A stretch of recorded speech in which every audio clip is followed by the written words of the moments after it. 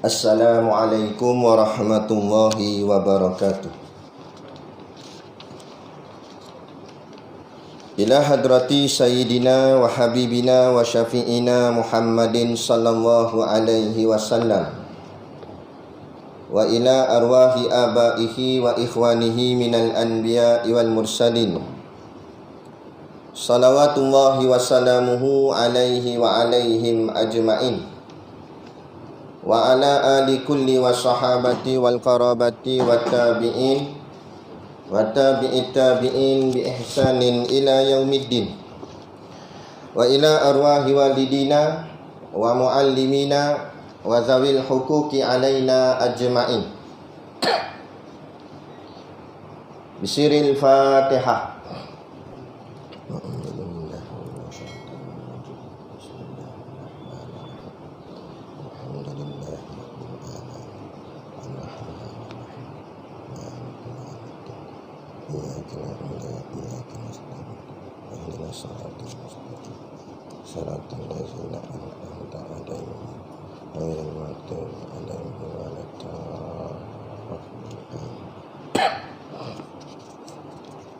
Bismillahirrahmanirrahim. Alhamdulillahilladzi hadana lihadza wa ma kunna linahtadiya law an hadanallah. Ashhadu an la ilaha illallah wahdahu la syarikalah, wa ashhadu anna sayyidana Muhammadan abduhu wa rasuluh. Allahumma salli wa sallim wa barik ala sayyidina Muhammad wa ala alihi wa ashabihi wa tabi'ina lahum bi ihsanin ila yaumiddin. Subhanaka la ilma lana illa ma 'allamtana innaka antal alimul hakim. Rabbi shrah li sadri wa yassir li amri wahlul 'uqdatam min lisani yafqahu qawli. Wala haula wala quwwata illa billahil aliyyil azim. Amma ba'. Alhamdulillah, kita sama-sama panjatkan syukur kehadrat-Allah Subhanahu wa ta'ala yang dengan limpah dan kurnianya diizin oleh Allah Subhanahu wa ta'ala pada kita pada malam ini untuk sama-sama kita duduk di dalam satu majlis ilmu yang kita akan membicarakan tentang hal korban, seperti apa yang akan kita laksanakan dalam minggu ni lah, insya-Allah hari Jumaat ni. Maka dengan pengajian ini ataupun tazkirah pada malam ini akan menambahkan kefahaman dan tingkatan iman kita kepada Allah Subhanahu wa ta'ala, dan seterusnya diizinkan oleh Allah Subhanahu wa ta'ala untuk dimasukkan kita semua ke dalam syurganya nanti di hari akhirat kelak, insya-Allah. Amin ya rabbal alamin. Yang saya hormati pengerusi surau dan seluruh saf kepimpinannya, para imam, para bilal, tok-tok syiak yang tak dapat kita nak sebutkan namanya satu persatu, yang amat-amat disanjungi para asatizah, alim-alim ulama, tuan-tuan guru, ustaz yang mungkin hadir pada malam ini, mohonlah ditegur kepada hamba yang fakir dalam bidang ilmu ini sekiranya apa yang disampaikan dan dikongsikan ada salah dan silapnya. Yang kita kasihi ayah-ayah pemuda yang dirahmati Allah sekalian. Baik.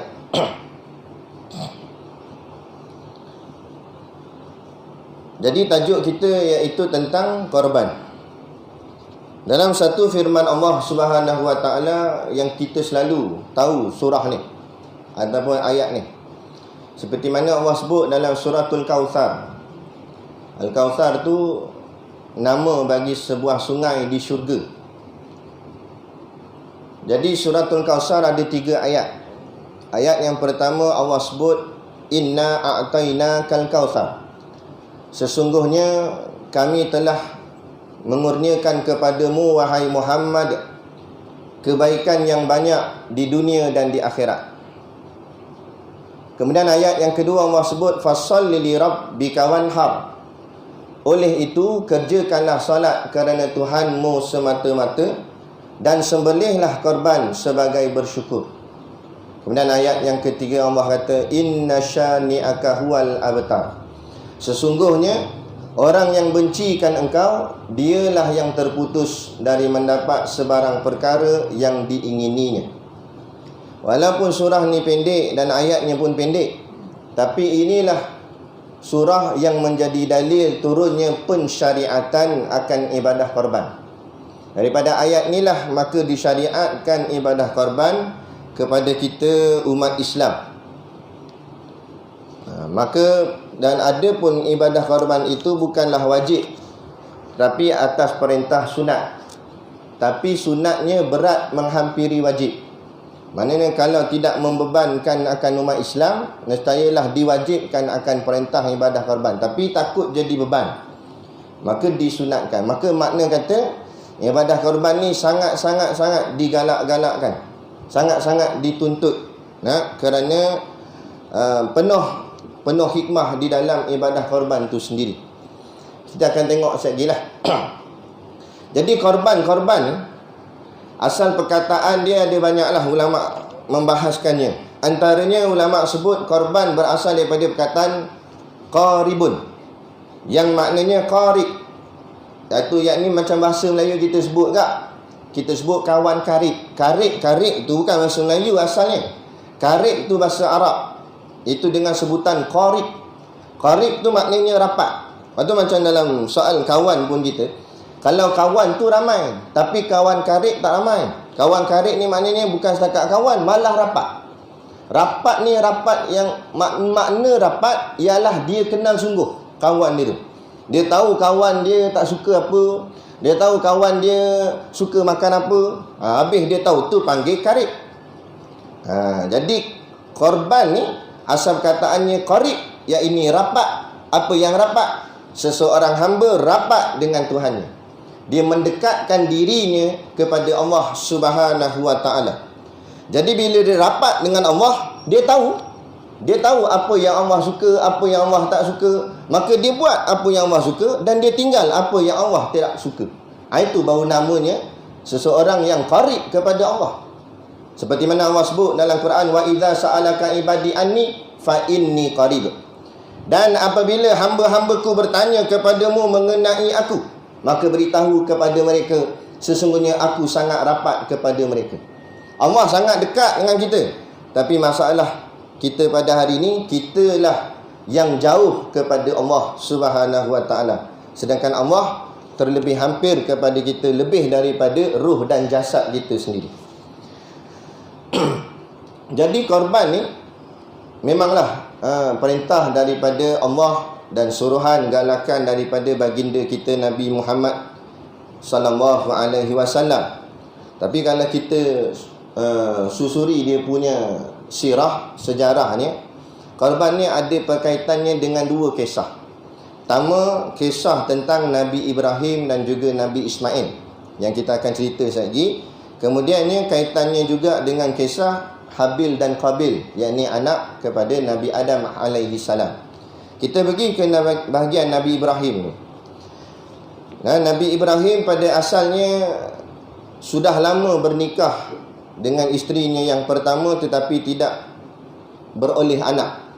Akhirnya isteri yang pertamanya suruh ataupun benarkan Nabi Ibrahim untuk menikahi perempuan yang satu lagi. Jadi menjadilah isteri Nabi Ibrahim itu dua. Jadi dikahwinilah isteri yang kedua. Maka Nabi Ibrahim berdoa kepada Allah seperti mana dinukilkan di dalam surah As-Saffat ayat 100. A'udzubillahi minasyaitonirrajim, Rabbi habli minas solihin. Wahai Tuhanku, kurniakanlah kepadaku anak yang terhitung dari orang-orang yang soleh. Kita boleh ambil doa ni kan, untuk nak mendapatkan anak yang baik, anak yang soleh, doa seperti mana doa Nabi Ibrahim. Ataupun orang yang masih lagi belum dapat anak, boleh guna doa ni, insya-Allah. Rabbi, ambil dalam surah As-Saffat ayat yang ke-100. Rabbi habli minas solihin. Pendek doa.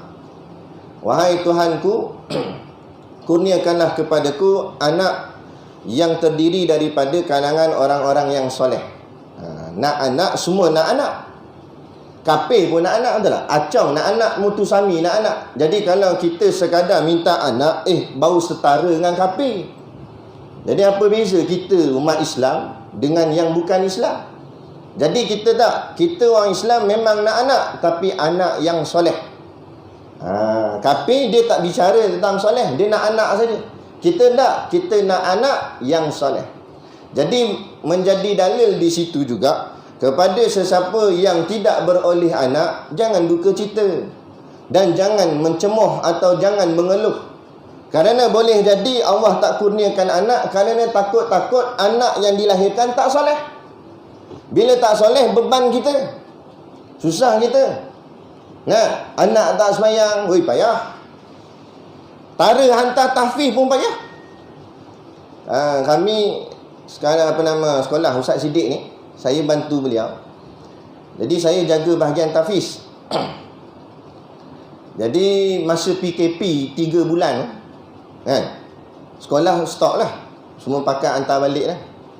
Jadi dah masuk bulan yang keempat tu, dah hujung-hujung tu, mula dah apa telefon ustaz.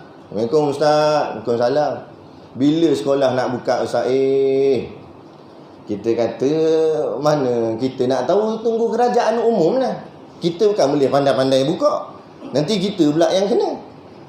Jadi tunggu kerajaan umum. Kerajaan umum lagi kita buka lah insya-Allah lepas kerajaan dah umum tu. Awaknya kita tanya pula. Dia kata, payah ustaz. Payah ustaz. Degil ustaz. Cakap tak nak dengar. Nak suruh bangkit mayang subuh pun payah ustaz. Dia ngeluh. Panjang lebar dia cakap, sampai panas telinga kita cakap tadi pun. Lepas dia komen bap, kita tanya, awak tu anak siapa tu? Kita tanya. Anak saya ni ustaz. Tahu pun dia kata. Tuan-tuan baru jaga dia 4 bulan kat rumah 24 jam. Kami jaga dia di asrama 4 tahun. Jadi bayang macam mana nak jaga. 4 bulan mengeluh dah. Padahal bukan anak orang lain, bukan anak jiran, anak dia, darah daging dia pun sudah mengeluh. Ini kan pula kami. Lepas tu kami cakap, batulah kena faham. Bila ustaz marah-marah anak, rotan anak, kena faham lah. Baru dia tahu. Baru dia tahu anak dia degil. Sebelum ni dia backup anak dia je. Asal ustaz rotan anak saya? Mesej tangan ustaz, dia saya rotan pula. Dia nak rotan ustaz pula. Wah, asal menunggu. Ni kata, tak faham hikmah PKP, baru dia tahu. Jadi kita bukan setakat nak anak, kita nak anak yang soleh. Seperti mana permintaan Nabi Ibrahim kepada Allah Subhanahu wa taala. Maka Allah jawab pada ayat yang seterusnya 101. Allah kata, fabasyarnahu bi ghulamin halim. Lalu kami beritakan kepadanya berita yang menggembirakan bahawa ia akan beroleh seorang anak yang penyabar, halim. Halim ni sifat mahmudah. Makna halim ialah penyabar, tak cepat marah. Seorang yang sabar. Kita biarlah ada sifat-sifat gitu. Maka tak lama lepas tu Allah kurnia sungguhlah pada Nabi kita Nabi Ibrahim ini akan kurniaan anaknya Nabi Ismail. Sehinggalah Allah cerita pada ayat yang ke-102 pula. Allah kata, falamma balagha ma'ahu sa'ya. Allah kata, setelah anaknya itu sampai ke peringkat umur yang membolehkan dia untuk membantu ayahnya. Setengah riwayat dalam kitab tafsir sebut umurnya 13 tahun, lebih kurang. Maknanya usia belasan, maknanya terang tantang muda je. Waktu tu usia Nabi Ismail. Waktu itulah Nabi Ismail banyak bantu ayah dia, bina Kaabah dan sebagainya itulah. Jadi qala, Nabi Ibrahim berkata, inni ara fil manam, sesungguhnya aku melihat dalam mimpi, anni azbahuka, bahawa aku akan menyembelihmu. Setengah riwayat kata Nabi Ibrahim mimpi 3 malam berturut-turut sembelih kepala anak sendiri. Maka menjadi dalil bahawa mimpi para nabi itu wahyu. Tapi jangan kita faham mimpi kita pun wahyu tak? Mimpi kita kan wahyu. Mimpi kita tu banyak cerita ni yang mungkin boleh jadi betul, boleh jadi tak betul. Lagi-lagi mimpi dapat jadi bakal Perdana Menteri. Lagi bohong. Lagi merapung. Tapi ni semua bermimpi-mimpi, berebut-rebut tak jadi. Jadi ni dia. Jadi tapi mimpi para nabi, mimpi para rasul itu wahyu. Maka bila dapat mimpi ni wahyu, maka Nabi Ibrahim tanya kepada anak dia, "Fanzur madza tara?" Fikirkanlah apa pendapatmu. Mula-mula tu terfikir juga Nabi Ibrahim nak sembelih kepala anak sendiri. Maka Nabi Ibrahim tanya Nabi Ismail, "Apa pendapatmu?" Yang ni yang dikatakan tadi, anak yang soleh, anak yang sabar. Ni berkat daripada doa tadi. Maka apa jawab Nabi Ismail? Qala, anaknya menjawab, "Ya abatif al ma tu'mar." Wahai ayah, jalankanlah apa yang diperintahkan kepadamu. Ayah, buatlah ya, sembelihlah kepala saya. Lebih kurang gitulah maksud ayat. Makna kata boleh reda. Inilah dinamakan pengorbanan, korban. Seorang ayah nak korbankan anak, sedangkan anak itu diminta begitu lama, tak dapat anak. Baru seorang tu je anak. Lawa pula tu, handsome, kacak. Dalam kitab-kitab tafsir kata, Nabi Ismail ni wajahnya cantik sebab keturunan bumi Syam. Matanya kala biru. Kulitnya keputihan. Rambutnya ikal, cantik, lawa. Dan memang dalam kitab-kitab akidah pun kalau kita mengaji, semua Nabi-Nabi ni lawa. Semua Nabi-Nabi ni cantik, elok, hebat. Dan tak ada Nabi seorang pun perut buncit. Kalau perut buncit tu bukan Nabi, tu YB. Tak ada. Nabi semua perfect. Dia yang paling hebat, paling cantik, paling lawa, paling kuat. Tu semua Nabi-Nabi di zaman setiap masing-masing. Walaupun kita biasa dengar Nabi Yusuf lah paling kacak sekali tak? Tapi dalam kitab-kitab tauhid cuba baca, dikatakan oleh ulama semua nabi-nabi kacak di zamannya masing-masing. Kerana tidak ada nabi yang hodah, tidak ada nabi yang ada kekurangan pada zat tubuhnya. Melainkan Allah ciptanya dengan kesempurnaan, kerana para nabi itu adalah kekasih Allah. Jadi tak boleh kita kata nabi ni ada kurang. Macam lah ni, dia kata nabi pelarian. Pelarian dia tu pelarian. Pelarian ni tuan-tuan. Ni tak cerita korban malam ni jak jiran. Pelarian ni asal perkataan dia lari. Lari ni dalam bahasa Melayu ada dua makna. Satu, kita berlari. Mungkin main lumba lari ke, ataupun tak kira lah tengah kejar lembu lari ke, lari juga namanya. Tapi satu lagi makna lari, takut. Takut ke anjing, kita pun lari kerana takut pada anjing. Jadi lari yang dimaksudkan sini, lari kerana takut, kerana diancam di bumi Mekah oleh kafir Quraisy. Maka Nabi dan sahabat-sahabat lari meninggalkan Mekah pergi ke Madinah. Tu dia panggil pelarian tu. Jadi persoalan sekarang, adakah Nabi kita ni pengecut? Bila dia, kalau dalam hatinya menetapkan bahawa Nabi tu pengecut, boleh rosak akidah, boleh jadi kafir. Atau terus terang saya cakap, mana-mana surau masjid saya pergi, mana-mana puak yang sokong puak-puak ni, jawablah nanti di depan Allah Ta'ala. Kalau beginilah pemimpin kamu, tanggunglah kamu. Ini orang yang kamu bela sangat, sehingga menghina Nabi. Nabi kita bukan pengecut. Nabi boleh hadap duduk berapa lama Abu Jahal, Abu Lahab pun Nabi tak kisah. Tapi Nabi hijrah ke Madinah atas perintah Allah. Kena faham. Sebab Nabi ni, wa ma yantiqu anil hawa in huwa illa wahyu yuha. Maknanya, maksud ayat tu, apa saja Nabi buat semuanya datang daripada wahyu Allah. Semua wahyu. Nabi batuk wahyu, Nabi bergerak diam, semua wahyu. Nabi, sehingga kan ada satu ketika Nabi berjalan dengan seorang sahabat. Berjalan, nampak ada satu pokok. Nabi tak jalan ke kona lain, Nabi jalan kat pokok tu juga. Tiba-tiba pokok tu ada dahan, ada ranting gitulah. Maka Nabi tundukkan badannya kerana nak mengelak dahan tu. Sehingga kan lepas Nabi dah wafat, Pokok tu pun mati dah. Tak ada dah pokok, tinggal tunggul dia je. Bila sahabat yang pernah berjalan dengan Nabi waktu dulu ni, dia berjalan kat jalan tu, sampai dekat tunggul tu dia tunduk. Sahabat lain tanya, kenapa kamu tunduk sini? Kerana aku melihat dulu aku berjalan dengan Nabi, Nabi tunduk kerana ada dahan pokok. Walaupun dahannya sudah tidak ada, tapi tunduknya Nabi itu sunnah, maka aku ikut sunnah Nabi. Sampai tahap begitu. Lepas tu kita kena faham, Nabi bukan macam orang biasa. Nabi memang manusia, tapi dia manusia luar biasa. Luar biasa tak luar biasa macam mana? Keluar daripada perut mak sujud. Siapa sini keluar perut mak kita dulu sujud? Nonggeng ada kan?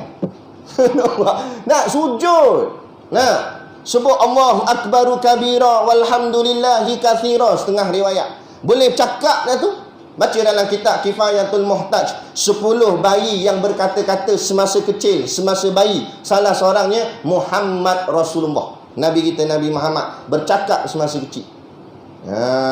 Nak tiba-tiba dia buat kata Nabi pelarian Islam tertegak dengan pelarian. Apa cakap ni?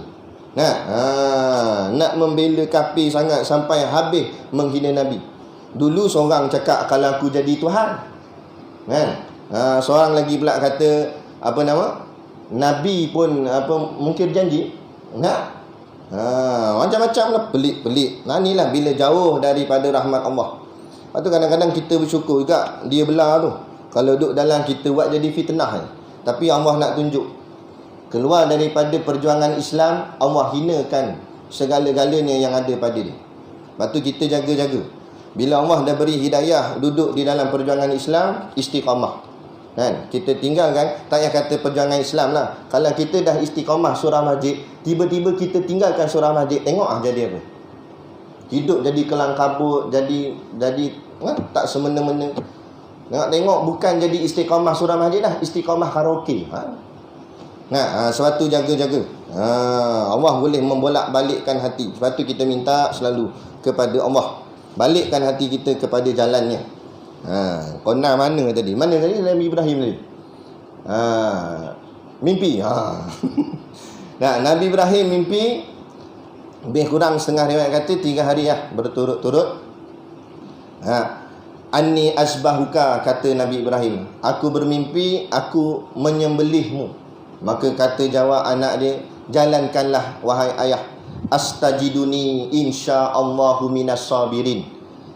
InsyaAllah, dengan izin Allah, wahai ayah, ayah akan mendapati daku daripada orang-orang yang sabar. Maknanya Nabi Ismail terima dengan kesabaran. Kalau ini datang daripada perintah Allah, Nabi Ismail terima dengan kesabaran, merelakan darahnya, nyawanya diambil oleh tangan ayahnya sendiri. Ini cerita korban. Hari ini Allah bukan suruh sembelih kepala anak kita, Allah suruh potong tangan pencuri. Tak boleh dah. Bukan anak kita mencuri, tangan pencuri. Marah dah. Ni Allah uji pengorbanan Nabi Ibrahim dengan Nabi Ismail. Allah suruh sembelih kepala. Memanglah pada sudut kita kata dari segi logik lah, kalau kita fikir dengan logik, apa Allah suruh sembelih kepala anak sendiri ni? Apa hikmah dia? Allah nak ajar pada kita, apa yang ada pada kita bukan milik kita. Antumul fuqara'u ilallah, kamu semua fakir di sisi Allah. Bila sebut fakir, apa pun bukan milik kita. Fakir lain, miskin lain. Miskin ni cukup makan. Gaji dia, katalah contoh gaji dia RM10 satu hari. Kerja apa tak tahu lah. RM10 sehari je. RM5 buat makan siang, RM5 buat makan malam, buat makan petang. Ni baru kata kaih pagi makan pagi, kaih petang makan petang. Itu miskin. Jadi dia nak belanja kawan tak lepas, dia belanja diri dia sendiri je lepas. Tu baru nama miskin. Ada pun fakir, 1 sen pun tak ada pada dia. Dia nak buat makan pagi tak lepas, nak buat makan petang lagi tak lepas. Tak payah kata nak belanja orang, belanja sendiri pun tak lepas. Tu fakir. Miskin RM10. Jadi kalau ikut pada pemahaman yang ulama beri ni, kita semua ni tak ada kategori miskin pun. Kita kira kaya lah. Sebab takkan kita makan, kita gaji RM10 sehari. Betul tak? kurang RM50 sehari. Gaji RM1,000, RM2,000 boleh tahan kira lah, walaupun tak ni. Walaupun tak mewah tapi kaya. Ada orang hidup susah, miskin. RM10 ngam-ngam dia je. Tapi fakir tak ada apa. Kita semua ni antumul fuqara'u ilallah. Kamu semua fakir di sisi Allah. Sampai tahap fakir, anak yang aku beri pun bukan milik kamu, milik aku. Bila aku minta aku nak ambil balik, so sembelih, wajib sembelih. Tu Allah nak ajar pada kita. Hari ni Allah uji dengan pengorbanan itu digantikan dengan binatang korban. Bila Nabi Ibrahim nak sembelih pada anaknya, Allah tukar kepada kibas. Jadi kibas. Maka daripada kibas itulah maka keluar perkataan al-an'am, binatang ternak. Maka binatang ternak itulah disenaraikan, antaranya kambing, kibas, lembu, unta, kerbau. Maka inilah binatang-binatang yang dibuat ganti untuk sembelih. Untuk kita nak buat sembelih. Tapi janganlah kita nak tunjuk korban kita sungguh-sungguh, pergi ambil kepala anak buat sembelih. Dia yakin ni tukar jadi kibas saja. Tengok tak tukar sungguh badan tu. Jangan buat itu. Itu ibrah, kisah saja pada Nabi. Kerana Allah tahu, Allah uji Nabi ni, Allah tahu tahap mana Nabi ni itu. Allah tak uji kita sampai seberat macam Nabi Ibrahim. Sebab tu kalau dalam banyak-banyak Nabi, keseluruhan Nabi, 5 orang je diangkat jadi ulul azmi. 2 yang teratas paling tinggi sekali, nombor 1, top number 1, Nabi kita Nabi Muhammad SAW. Nombor 2 Nabi Ibrahim. Sebab tu waktu Isra' wal Mi'raj, Nabi Muhammad diberi gelaran Habibullah, Nabi Ibrahim Khalilullah. Dua-dua makna kasih. Tapi kata ulama, Habib lebih tinggi daripada Khalil. Maknanya Nabi Muhammad lagi lebih dikasihi Allah berbanding lain-lain Nabi. Nombor 2, dan pangkat kedua Nabi Ibrahim. Nombor 3 Nabi Musa. Berapa Nabi Muhammad paling tinggi? Ujiannya paling berat. Yang kedua terberat Nabi Ibrahim. Berat tak berat? Nak kena sembelih kepala anak sendiri. Berat tak? Berat. Waktu nak sembelih, datang iblis. Dia kata, Ibrahim, biar betul mu ni nak pergi sembelih kepala anak sendiri. Anak sendiri kan tu? Tak payah buat lah arahan Tuhan tu. Dan kamu kan Nabi. Kalau mu tak buat pun Allah tak marah. Kamu kan Nabi. Macam kita kat lah. Kan? Allah, kita kan bagian menteri. Tak ikut SOP pun tak apa. Contoh. Menteri kan ada orang kenamaan kan? Gitu. Kamu kan ni, setan cocok tu. Kamu kan Nabi. Kalau buat salah pun tak apa. Takkan Allah nak marah Nabi. Tak payah buat lah. Pala anak sendiri ni. Dah lah doa punya lama dulu minta. Baru dapat. Lepas tu dapat pula nak kena sembelih. Tak payah kata iblis. Tapi Nabi dia faham. Sebab dia Nabi lah dia kena taat. Supaya menjadi teladan, menjadi contoh, menjadi ikutan. Kita bila duduk atas, ikut kepala sendiri ya. Patut bila duduk atas lah lagi taat, lagi ikut. Sebab jadi contoh pada orang bawah. Mana? Akhirnya Nabi ambil 7 butir batu baling ke iblis. Gih. Ini arahan Tuhan. Aku tetap akan taat. Kerana aku Nabi lah, maka lebih lagi aku akan taat. Tu yang akhirnya berlakulah jamrah kita buat dalam proses haji itu. Baling-baling batu. Jadi kemudian bila dah ubah dia, kata setengah dalam kitab sebut kibas yang Allah ganti pada Nabi Ismail, itulah kibasnya yang Allah sambar dengan peti bagi kibasnya Habil. Kisah anak dua orang anak Adam. Watlu alaihim naba'a abnai Adam bil haqq, kata Allah. Dan wahai Muhammad, bacakanlah kepada mereka kisah mengenai 2 orang anak Adam, yakni Habil dan juga Qabil. Habil dan Qabil ni, Qabil lahir dulu, Qabil abang, Habil adik. Qabil lahir, dia keluar sekali tu dengan adik-beradik kembar dia yang perempuan. Dalam kitab tak disebutkan nama dia. Lepas tu Habil pula keluar. Habil pun keluar dengan perempuan. Maknanya masa tu Nabi Adam ada 2 orang anak lelaki, 2 orang anak perempuan. Qabil keluar lelaki perempuan, Habil pun keluar lelaki perempuan. bila keluar tu, maka Nabi Adam ialah nak membanyakkan zuriat keturunan manusia ni, maka dikawinkan anak-anaknya dengan dijadikan silang. Tahu silang? Maknanya Qabil kahwin dengan adik-beradik seperut Habil. Habil pula kahwin dengan adik-beradik seperut Qabil yang perempuan. Tapi dalam kitab sirah sebut, takdir Allah buat adik-beradik seperut Qabil tu cantik berbanding dengan adik-beradik seperut Habil. Jadi bila Habil dapat pasangan yang cantik, Qabil dapat pasangan yang pada dia kurang cantik. Akhirnya dia tak setuju.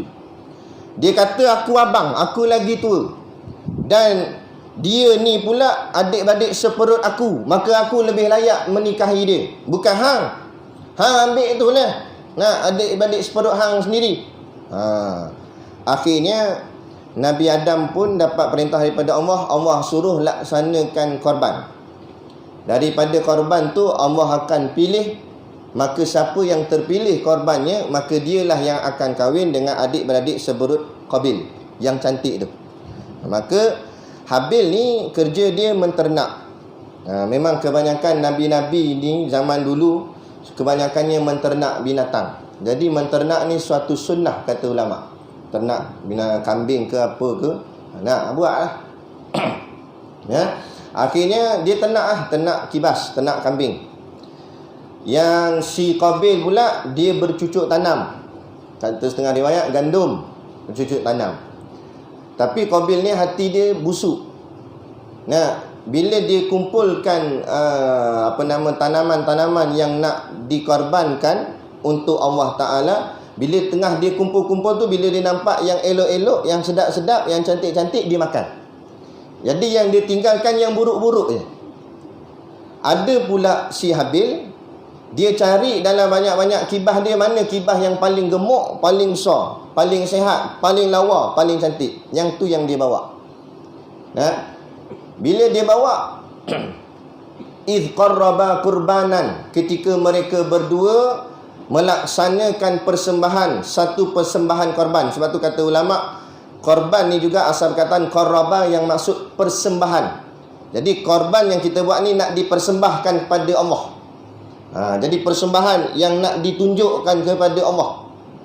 Maka fatukubbila min ahadihima, Allah terima salah seorang korban daripada keduanya, yakni Allah terima Habil. Kilat menyambar daripada langit terus sambar kena kepada kibas si Habil. Kibas ni pula lah Allah simpan dalam syurga. Bila sampai Nabi Ibrahim nak sembelih anak ni Nabi Ismail, Allah gantikan kepala Ismail dengan kibas yang diambil daripada syurga, yang disambar oleh Allah masa zaman Nabi Adam. Lepas tu ada pula kata, macam tu tua dah kibas tu. Tak, dalam syurga dia tak jadi tua. Simpan dalam syurga, bukan simpan dalam peti simpan tak memang simpan dunia ni je koi tua. Masuk dalam syurga tak tua-tua. So kita masuk dalam syurga tu, nampak ada awet cun. Kita pun ngurak piwit. Piwit apa dia kata? Aku nenekmu. Nenek kita pun ni. Nampak? Sebab dia jadi muda balik. Lawa memang tak tua-tua. Kan? Jadi itulah kibah dia. Kemudian Allah ambil, maka marah si Qabil. Dia kata la'aqtulannaka, sesungguhnya aku akan membunuhmu. Maka jawab si Habil, qala, dia kata, innama yataqabbalullahu minal muttaqin, sesungguhnya hanya senya Allah akan menerima korban daripada orang-orang yang bertakwa. Okay, baik. Daripada kisah ni, korban yang kita nak buat sini, buat berapa lembu? Berapa ekor? 20? 5 ekor lembu. Unta berapa? Seekor kerbau. Unta tak ada? Unta tak ada. 5 ekor lembu, 1 ekor kerbau. Jadi alhamdulillah, siapa yang masuk tu bagi nama tu daripada 7 bahagian ke atau ambil seekor ke. Tapi cuma kita nak faham malam ni, dengar betul-betul. Innama yataqabbalullahu minal muttaqin, kata Allah. hanya senya korban itu diterima oleh Allah daripada orang-orang yang muttaqin, orang yang bertakwa. Maknanya kalau tak bertakwa, walaupun masuk nama sekalipun, korbanmu tidak diterima di sisi Allah. Bolehlah buat makan apa nama daging, gearbox apa, memang kenyang, tapi pahala korban tak dapat. Apa penting sangat pahala korban? Satu, pahalanya besar. Yang kedua disebut di dalam kitab Tuhfatul Ahwazi, binatang yang kita korban akan jadi binatang tunggangan nanti di hari akhirat. Setengah riwayat kata binatang yang kita tunggang di atas titian sirat. Ada. Atau dia kata contoh baik sembelih kuda laju sikit. Kuda tak masuk Al-An'am. Jangan buat pandai-pandai. Tu apa mazhab apa tu, ayah pin ke apa. Sembelih lembu, naik atas lembu. Sebab tu untuk guru kami kata, kalau nak pilih lembu, jangan ambil yang kurus-kurus, ambil yang besar-besar. Kita nak murah. Ni berapa ni? Kata kat ni kat 5,000 ni. 5,000. Murah sikit ada, murah sikit. Ada lah yang sandar dekat pokok kelapa sawit tu. Dia diri sendiri tak boleh, dia main sandar. Bak kurus keding, nampak tulang aja. Tu berapa? Itu dalam 4,5 ada 450. Boleh ambil itu. Ambil 450 tu lah. Lepas tu buat 7 bahagian lah tu. Kata tu guru kami, kalau nak tahu dia tu lembu tu sesuai tak, naik 7 orang atas dia. Kuat tak? Nampak? Tapi kalau kena tanduk nasib lah. Mana kalau lembu tu boleh support 7 orang, betul lembu tu, itulah lembu yang kuat. Itu lembu yang besar. Ini ambil yang nak murah. Dah macam mana nak kata takwa tadi tu? Takwa ni tuan-tuan, dia ada 3 makna. Sebut dalam kitab Minhajul Abidin. Rentetan daripada korban ni, korban tu zahirnya. Adapun batin yang kita nak dapat hasil daripada korban ialah takwa. Kerana Allah kata la yanalallahu luhumuha wala dima'uha. Daging dan darah binatang korban atau hadiah yang kita buat korban tadi tu tidak sekali-kali akan sampai kepada Allah. Walaki yanaluhu taqwa minkum. Melainkan yang sampai kepada Allah ialah takwa daripada kamu. Yang Allah ambil daripada itu takwa, bukan daging. Daging kita makan. Kepala ke apa tu kita makan. Yang nak Allah ambil ialah takwa daripada pengorbanan. Jadi yang kita nak intipatinya takwa. Ibaratnya korban itu kulitnya, takwa itu dalamnya. Macam kita makan durian lah, mesti kita nak makan isi, tak makan kulit. Betul tak? Ke orang sini makan kulit? Nak makan isi lah. Kulit kita buka, buang lah. Lepas tu lepas sembelih, basuh. Daging kita makan, yang tak boleh makan kita buang. Sebab itu zahirnya. Yang nak ambil sebenarnya batinnya. Tapi inilah bila orang beribadat, dia tak faham, dia ambil zahir. Macam semayang, kita berdiri rukuk sujud, tu zahir. Batin semayang apa dia? Tunduk kepada Allah, taat perintah Allah. Ni takbir, semayang, keluar pada surah Majid, lawan hukum Allah. Dalam takbir, sebab tu tak boleh digantikan dengan lafaz yang lain melainkan lafaz takbir dalam salat. Allahu Akbar, Allah Maha Besar. Sebab tu hikmah diangkat tangan begini sebab apa? Kita tengok cerita gerak khas kan, cerita polis tu. Bila polis tu nak tangkap penjenayah, dia kata jangan bergerak. Penjenayah buat macam mana? Dia buat peace. Dia angkat tangan. Jangan tembak. Serah diri. Kalah. Jadi ini salah satu hikmah dia. Dia ada banyak hikmah. Salah satunya kata ulama, kita mengangkat takbir dalam semayang, surrender pada Allah. Ya Allah, aku berlepas tangan. Ya Allah, aku serah kepadamu. Ya Allah, Engkau sahaja yang berkuasa. Engkaulah yang maha besar. Lain daripada Engkau, kecil belaka. Tapi tak payah disebutlah dalam takbir tu, tak ada Allah, Engkaulah yang maha besar, Engkaulah yang paling kuasa. Lagi kawan sebelah jeling ni. Mana datang ni? Itu untuk kita faham. Dalam lafaz kita sebutlah Allahu Akbar, tapi yang kita faham tu dia. Lepas tu kita sujud sembam muka atas tanah, punggung buat naik atas. Baca dalam kitab fiqh, syarat sujud, punggung mesti lebih tinggi daripada kepala. Kalau kita semayang atas bukit macam ni, kepala atas, punggung bawah, tak sah sujud. Syarat sujud, punggung mesti lebih tinggi pada kepala. Sebab apa?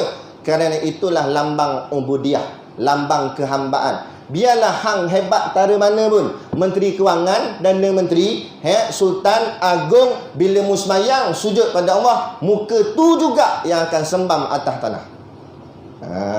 Dia nak tang mana? Nak rasa hebat tang mana? Dunia ni yang kita ada berjawatan itu amanah saja, tak perlu nak sombong. Sombong tak mana sangat. Lah kali muka di tanah juga. Dulu ada di satu balai saya buat dia penjemput buat kuliah. Lepas tu dia buat tahlil sekali, dia penjemputlah anak-anak murid pelajar tahfiz, panggillah datang. Jadi bila habis dah kuliah nak sembahyang isyak, nak orang pun kamat. Jadi budak tahfiz ni dia dah terbiasa bila dengar kamat, memang dah diajar di sekolah pun, bila dengar kamat terus bangun berdiri masuk dalam saf lah. Jadi budak tahfiz yang datang waktu tu ramailah, ada dekat 50 orang lebih kurang gitu. Jadi bila berdiri, saf pertama dan saf kedua semua budak tahfiz. Program tu di balai polis, IPD pun turun. Ketua OCPD pun turun, ketua IPD polis daerah pun turun. Bila turun tengok budak tahfiz dah masuk saf pertama, saf kedua, dia pun duduk saf 3. Padahal muka dia tu kalau anggota nampak tabik terus. Walaupun muka dia orang tabik, bila semayang dia duduk saf ketiga, bila saat rukuk muka dia belakang punggung siapa? Belakang punggung budak tahfiz. Bila sujud bawah tapak kaki siapa? Bawah tapak kaki budak tahfiz. Bukan kita hina dia sebagai ketua anggota polis ke tak, tapi nak cerita besar mana pun pangkatmu, itu pada mata manusia. Tapi bila di sisi Allah, berhadapan dengan Allah, ketahuilah sembam mukamu di tanah. Itulah yang kita nak ambil. Ini semayang tapi sombong lagi. Semayang tu zahir aja, batinnya tunduk kepada Allah, tawaduk hasil daripadanya. Begitu juga korban. Korban ni zahir saja, adapun batin hasil daripada korban ialah takwa, taat kepada Allah. Maka takwa ni ada 3. Baru nak cerita 3 bunyi dah tik-tik. Boleh sikit? Boleh tak? Ikut sangat berantunan. Takwa ni ada 3. Ni pengorbanan kat ni, kan? Yang pertama, takwa itu dengan makna taat. Makna taat. Ya ayyuhalladzina amanu taqullaha haqqa tuqatih. Wahai orang-orang yang beriman, taatlah kamu kepada Allah dengan sebenar-benar taat. Apa makna taat? Kata Imam Mujahid, bukan Mujahid bekas menteri tu, ni Imam Mujahid. Dia kata ayut ta'a fala yu'sa. Makna taat, Allah itu ditaati, tidak diderhakai. Kalau ada kita buat perkara yang menderhaka pada Allah, belum masuk makam taat. Kita belum lagi jadi orang yang bertakwa. Ayuzkara fala yunsa. Allah itu diingati, bukan dilupai. Kalau kita ingat Allah, kadang-kadang dia datang masjid baru nak ingat Allah. Luar masjid tak ingat dah, ikut sekati je halal haram hentam. Belum lagi dipanggil taat. Orang yang taat sentiasa ingat Allah, tak pernah melupakan Allah.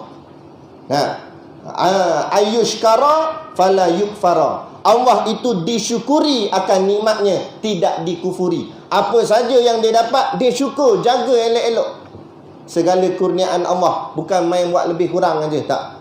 Itu barulah duduk di dalam keadaan taat yang dimaksudkan dalam makna takwa oleh Imam Mujahid. Itu takwa yang pertama. Takwa yang kedua, kata ulama, itu dengan makna takut. Yang tu yang Tok Khatib baca khutbah, ittaqullah. Itu kita pesan kat Tok Khatib, kalau baca khutbah biar lantang, jangan buat slow sangat. Biar baca teks pun tak apa, tapi ingat slow. Speaker tu biar kemah. Ini imam nombor 1 baca khutbah, imam nombor 2 dengkur lah. Tok Bilal terangkat tu kaki nak atas. Slow sangat. Biar ittaqullah, takutlah kepada Allah, supaya memberi kesedaran kepada masyarakat. Kerana masyarakat hari ini tidak takut kepada Allah. Bukti tu, bila kita marah ni apa, tukar jantina ni, laki nak jadi perempuan ni, sukati I lah badan I, bukan badan you. Memanglah bukan badan I, tapi badan you. Tapi kalau you mati, so you punya kubur duduk sebelah kubur I, menyusahkan I. Mekak bising. Nampak? Mana boleh? Ini pahaman liberal sekular yang mereka nak bawa. Dalam keadaan masyarakat kita hari ini, jangan kacau tepi kain orang. Masing-masing buat hal masing-masing. Nafsi. Tak payah masuk campur lah. Dulu dia kata tak boleh pergi serbu bilik hotel, kan? Dia nak bawa siapa pun perempuan dalam tu, itu dosa dia dengan Allah. Kita jangan masuk campur. Ni pahaman sekular, pahaman liberal. So kalau kita nampak bini kita masuk bilik dengan lelaki lain dalam hotel, jangan masuk campur. Tu urusan bini kita dengan lelaki tu. Tak boleh. Ni gila punya. Bila hidup tidak berlandaskan syariat Islam. Sedangkan takwa dengan makna takut kepada Allah. Bila takut pada Allah, ta'muruna bil ma'ruf wa tanhauna 'anil munkar. Buat yang disuruh, cegah yang dilarang. Tu. Jadi takut, makna kata takut kepada Allah, itulah makna takwa. Itu yang kedua. Makna yang ketiga iaitu pelihara. Yang ni yang lebih hening, lebih kemas, lebih cantik. Apa makna pelihara? Kata Rasulullah sallallahu alaihi wasallam, innama sumiyal muttaqin innama sumiyal muttaquna muttaqina innama sumiyal macam mana ayat tu? Innama sumiyal muttaquna muttaqina litarkihim ma la ba'sa bihi hazran amma bihi ba'sun. Yang artinya kata Nabi, takwa itu adalah orang yang memelihara perkara yang tidak haram padanya, yang halal baginya, kerana takut menjadi haram. Senang ringkas makna ayat ni. Maksud macam mana? Walaupun benda tu tak haram, tak makruh, mungkin harus sahaja. Contoh makan minum, benda tu harus. Makan makanan yang halal, itu pun bagus, baik. Walaupun barang itu halal pada dia, tapi jangan berlebih-lebih, kerana takut bila berlebih asalnya harus, lama-lama jadi makruh, lama-lama jadi haram. Ini banyak berlebih-lebih. Hari ni pamer-mempamer barang dalam rumah besar mana, perabot besar mana, akhirnya mendidik manusia terliur dengan keduniaan. Lagi-lagi golongan anak muda. Tengok, hebatnya, macam tu. Sekarang orang tak nak. Dulu orang tak nak pergi dah mengaji universiti college. Sebab apa? Pandai menyanyi jadi artis, lagi kaya. Belajar penat-penat sampai 6 tahun, 5 tahun, 7 tahun, keluar belum tentu jadi bos, jadi kuli watak agak. Gaji banyak agak, baru 2-3 ribu. Ni pandai nyanyi sikit, pandai berlakon sikit, pandai buat watak sedih apa semua. Nak muka hodoh sikit, boleh jadi pelakon, jadi hantu, pocong duduk atas pokok. Boleh agak. Kaya yang tu agak. Ada. Akhirnya gila jadi artis, ilmu tak ada, bodoh. Dan lah ilmu akhirat out, ilmu dunia pun out, lagi teruk. Ini yang berlaku. Sebab apa? Sebab dididik dalam hati kecintaan dunia-dunia. Memang asalnya dunia itu harus, dan ada setengah bahagian dunia ni halal bagi kita. Walaupun ia halal, dalam makam takwa jangan berlebih-lebihan. Sebab tu juga ni, kita duit banyak, gaji banyak, apa sebagainya, duit ringgit banyak, maka diajar kita korbankan duit kita, beli seekor lembu atau sebahagian lembu, korbankan untuk nak mengeluarkan. Walaupun duit itu bersih halal, kita boleh guna, beli kereta ke, beli rumah ke, tapi kita guna untuk buat korban, untuk mendidik takwa dalam hati, untuk mendidik supaya pelihara, jangan melebih-lebih dengan hal dunia. Dalam duk waktu pun pulun lagi lembu dia. Lembu saya mana, lembu saya? Sembelih dah. Mana daging. Dia buka bonet, 3 besen bawa. Ni masuk. Ni daging saya, masuk dalam ni. Dia ambil semua. Bengong namanya. Ingat daging ni sembelihan korban tidak sah kalau daging korban tak sampai kepada fakir miskin. Wajib sampai kepada orang susah. Kalau nak ikut yang sunnah Nabi buat, kalau kita masuk korban, nak ambil bahagian kita buat balik, nak buat makan, kita cedok dengan telapak tangan 2 ni. Kita cedok buat naik angkat gitu. Mana yang kita dapat banyak mana, itulah bawa balik kat rumah buat makan anak bini. Kalau tak cukup, pergi beli kat pasar. Apa susah? Kan? Lagi murah. Ini kita beli sebahagian 650. Dia tak faham. 650 tu bukan dagingmu, tu korban. Tujuan maqasid korban, kita nak membagi-bagikan daging tu kepada orang yang susah. Kerana ada orang dalam dunia ni sepanjang hidup tak dapat makan daging sebab daging mahal. Itu indahnya Islam. Islam ni hidup sama-sama susah, sama-sama senang. Maka Islam mensyariatkan korban. Maka daging korban dapat dibagikan kepada orang yang memang tak dapat makan daging sebab dia susah. Bila dia dapat benda yang dia tak biasa dapat, macam mana rasa syukur dia? Kita dah biasa makan daging. Walaupun kita tak bela seekor lembu pun, bila teringin nak makan daging, kita pergi kedai sot ekor. Betul tak? Kita pergi kedai sot daging, gearbox. Kita boleh hentam. Nah, hentam-hentam naik darah tinggi. Kan? Nah, tapi makna kita boleh beli sebab kita mampu. Ada orang tak kata nak pergi kedai, dia memang tak mampu. Tengok telio je. Nah, ayat ni maqasid dia, tujuan dibuat korban, nak dibagi-bagikan sama, biar kita sama-sama rasa senang, sama-sama susah. Dalam doa begitu pula lagi cari dia punya daging. Nah, siap bagi tahu lah ni, kepala saya punya kepala.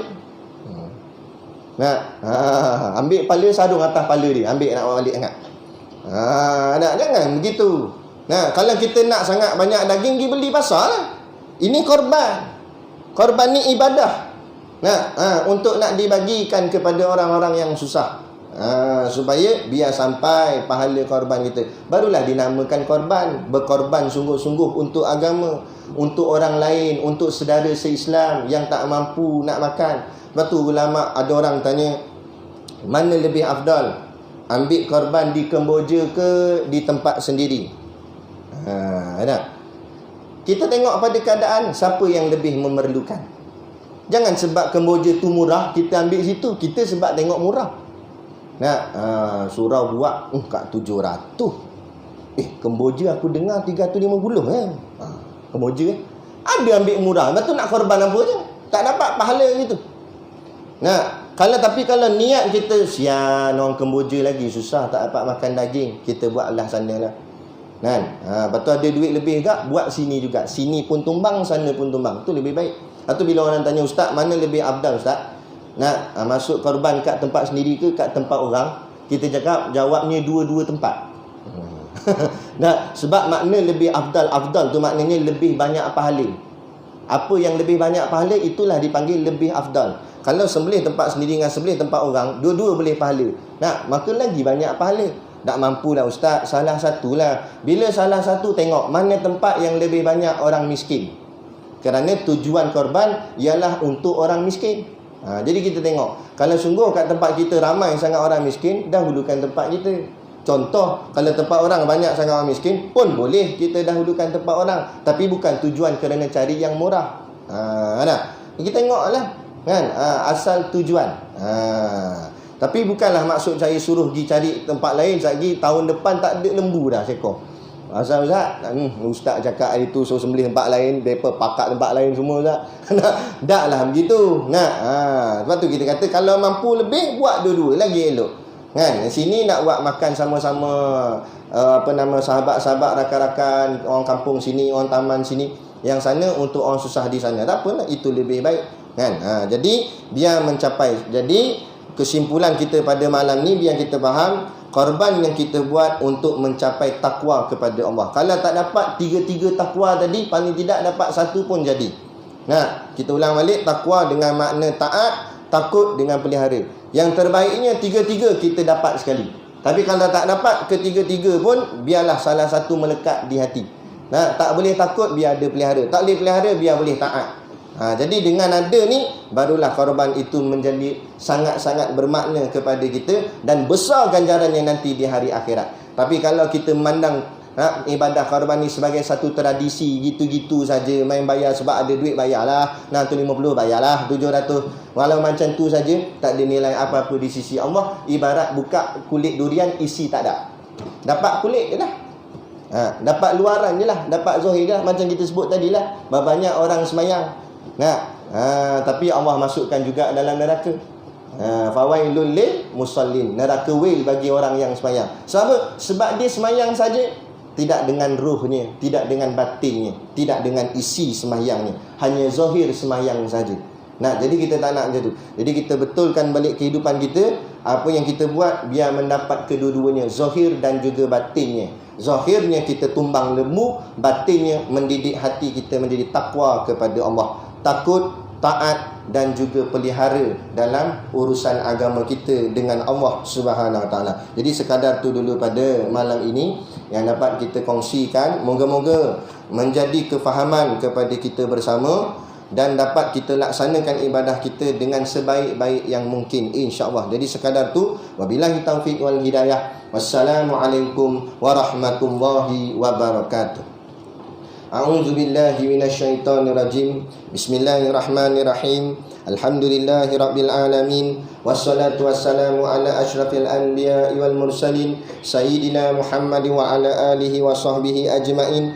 Allahumma taqabbal minna salatana wa du'aana innaka antas samiul alim wa tub alaina innaka antat tawwabur rahim. Allahumma ja'al dinana dinan nabi Muhammadin sallallahu alaihi wasallam wa islamana islamal muslimin wa imanana imanal mu'minin wa salatana salatal khashiin wa a'malana a'malas salihin wa niyyatana niyyatal mukhlisin wa dhunubana ya Allah dhunubal mustaghfirin wa hayatana hayatal ulama wa mautana bi mautis syuhada wa adkhilnal jannata ma'al anbiya'i alaihimus salatu wassalam. Rabbana atina fid dunya hasanah wa fil akhirati hasanah wa qina adzabannar wa qina adzabannar wa qina adzabannar. Wassallallahu ala khairi khalqihi sayyidina Muhammad wa ala alihi wa sahbihi wa sallam. Subhana rabbika rabbil izzati amma yasifun. Salamun alal mursalin walhamdulillahi rabbil alamin. Amin ya rabbal alamin. Taqabbalallahu minna wa minkum.